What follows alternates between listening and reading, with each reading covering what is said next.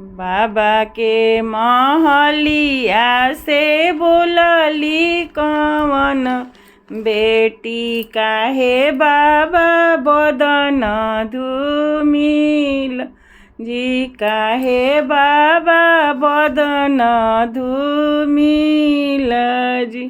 बाबा के महलिया से बोलली कवन बेटी काहे चाचा बदन धूमिल जी काहे चाचा बदन धूमिल जी। कहाँ पैबो ए बेटी डाल भर सोनावा कहाँ पैबो हाथी हाथी सार कहाँ पैबो हाथी हाथी सार कहाँ पैबो ए बेटी समधि मचियावा हो ऊँची हुई है नैया हमार ऊँचा हुई है नैया हमार।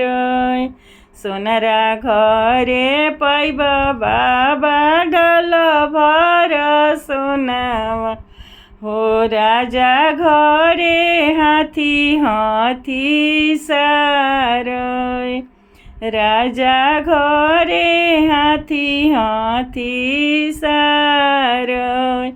सोनरा घरे पैब चाचा डाल भर सोनावा हो राजा घरे हाथी हाथी सार।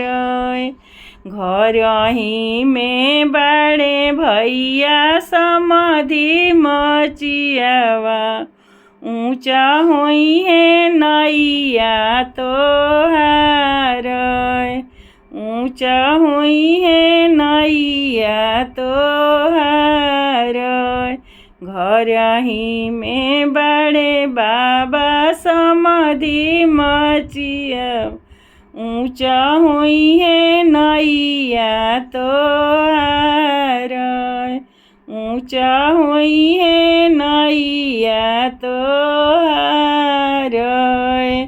अपना महलिया से निकलली कवन बेटी काहे भैया बदन धूमिल काहे भैया बदन धूमिल।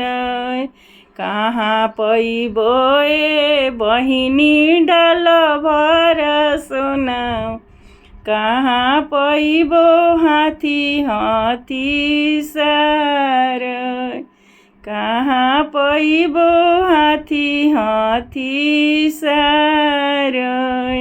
सोनरा घरे पैब भैया डाल भर सोनावा राजा घरे हाथी हाथी सार। घरही में बड़े भैया समधि मचियावा हो ऊँचा हुई है नैया तोहार ऊँचा हुई है नैया तोहार।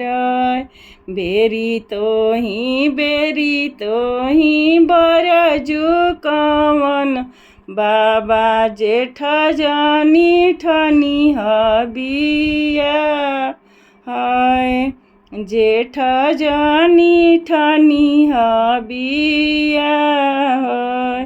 बेरी तो ही बरजू कवन चाचा जेठ जानी ठनी हबिया है।